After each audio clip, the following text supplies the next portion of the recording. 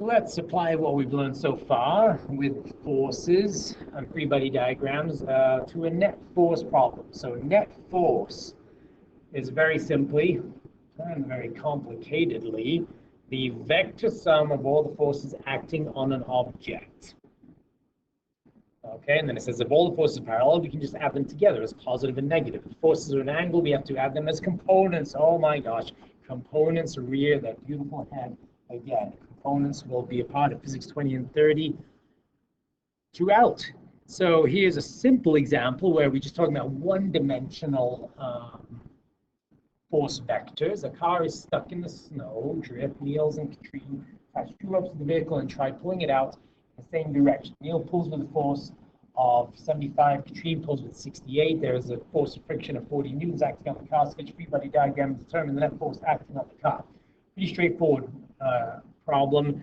We've got the car. Now let's pretend this is a bird's eye view. So there's your car. You've got Niels pulling with a force of 75 newtons.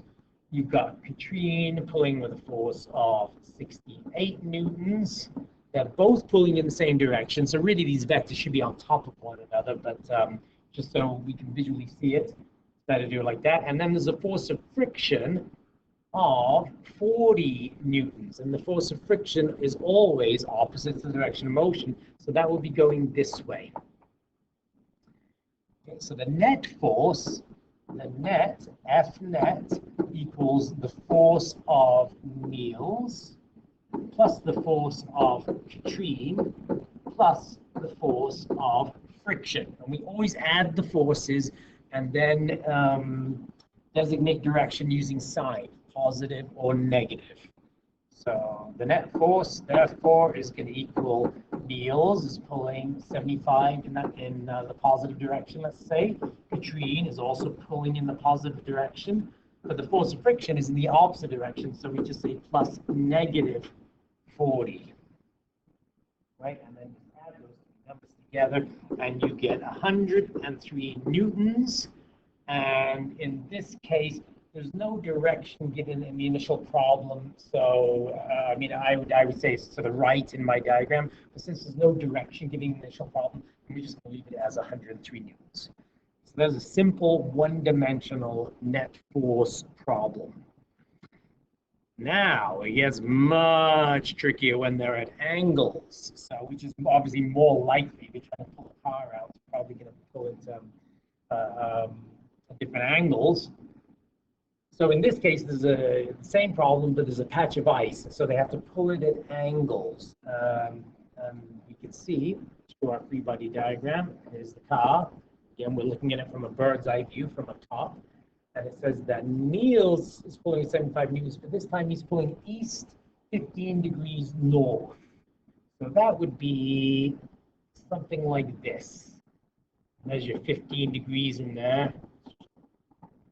Right, and 75 newtons. Okay, and Katrine is pulling 68 newtons east 20 degrees south. So it's a slightly bigger angle, but less force. And that's 20 degrees in there. Okay, and then the force of friction is still 40 newtons. Now the difficulty in this problem is Niels is pulling with more force, but Katrine is pulling at a bigger angle. So which one, you cannot say, which one is going to win out? This is what we're asking. You cannot say that the force of friction is directly this way, right? Because it could be slightly up this way, or it could be slightly down that way. What we have to do is add these two forces, add the green and add the red force here, and see which general direction they're going on. I mean, obviously, if they were both pulling with the same force at the same angle, so let's say this was 20 degrees and this was 20 degrees, and they were both pulling at 75 newtons, then the force of friction would be directly back. But we cannot say that for sure. So that's what makes this a complicated problem. So we're going to separate it into components, and we're going to add the two forces of Katrine and Niels. And that's going to help us determine which way the friction force is going. All right, and as usual, we're going to use components. So there's a free body diagram. It's not a great free body diagram because of this kind of mess here, but we're just going to leave it like that for sure. The force of friction is going to be going in one of these directions right now. We just don't know which one. So we're going to take each vector. Step one, we're going to separate into components. Separate each vector into its components. So here's Niels, green. 15 degrees, 75. We've got an X and a Y, and I'm not going to go through the details. Yes, I will. I'll go through the details for one of these because we should be getting really good at separating components at this point. And you should be able to see very easily that the cosine of 15 degrees equals X over 75, and therefore X equals cosine 50 times 75, which is 72.444. We're going to go to 3 decimal places, and then we know that let's just write that one down here, 72.444. And the y component is going to be the sine of 15 degrees equals y over 75, so therefore y equals sine 15 times 75, which equals 19.411. 19.411. Let's get some directions here. X east, y north. Right here. East 15 degrees north. So you have to have a north and an east in there. Do the same thing for Katrine. Katrine is a 20 degrees and 68. And since we've gone through the first one, I'm just going to tell you what these ones are.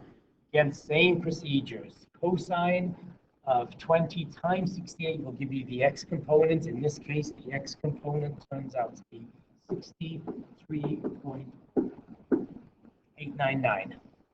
And the y component turns out to be 23.257. And in terms of direction, east, this is south. Okay, go back to the original question. East, 20 degrees south. So you have to have a south and an east in there.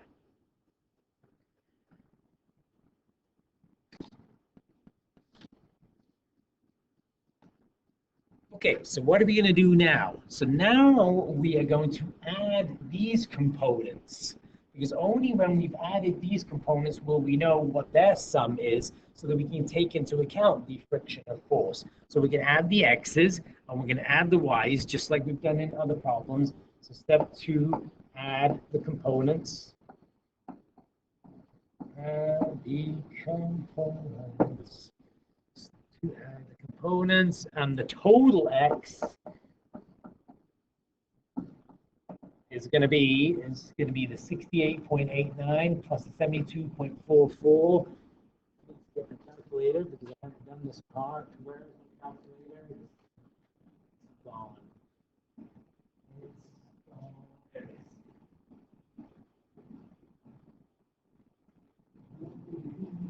All right. What do we get? We got 62.899 plus 72.444 equals 136. 136.343. Right, they're both east, so you add them.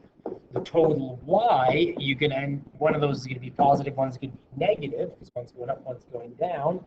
And that's going to be 19.411 plus negative 23.257.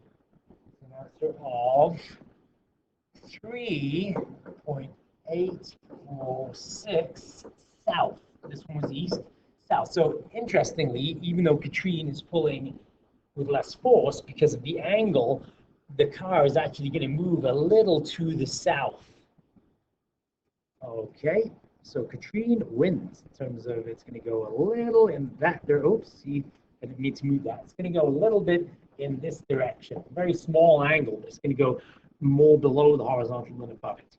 Right. Now that we've got those, so we can add those two vectors. We can make a new triangle with those two components. Right, so 136 east. Ooh, this is going to be hard to draw. 136 east. That's 136.343 east, and then 3. That's going to be very, very small. Anyway, no sense trying to be overly accurate, otherwise it just looks funny. And then we're going to calculate the resultant vector and the resultant angle, the resultant vector using Pythagorean theorem, so the square root of 136.343 squared plus 3.846 squared into brackets, and we get, so the resultant here is 136.40 newtons, and the resultant angle is inverse tangent of 3.846 divided by 136.343 equals 1.62 degrees.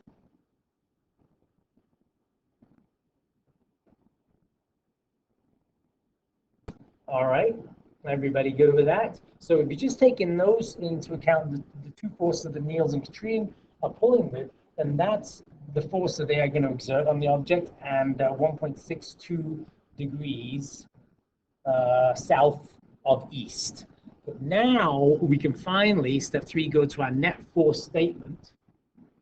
Step 3 is net force, and the net force is going to equal the combined force of Niels and Katrine plus the force of friction, which is going to be the 136.4 plus negative 40, which is going to give you 136.4 plus negative 40 is 96.4 newtons. 96.4 newtons, and the direction is going to be 1.62 degrees south of east. So your final answer to this question, what's the net force on the vehicle? 96.4 newtons, comma, east 1.62 degrees south is the net force on the vehicle. Okay, so that's only one problem. Stay tuned. We're going to lesson 22 is going to be separated into 2, maybe even 3 parts, because I may do some additional examples of net force. It's an important concept, and you need to know it. So stay tuned for part 2 of net force.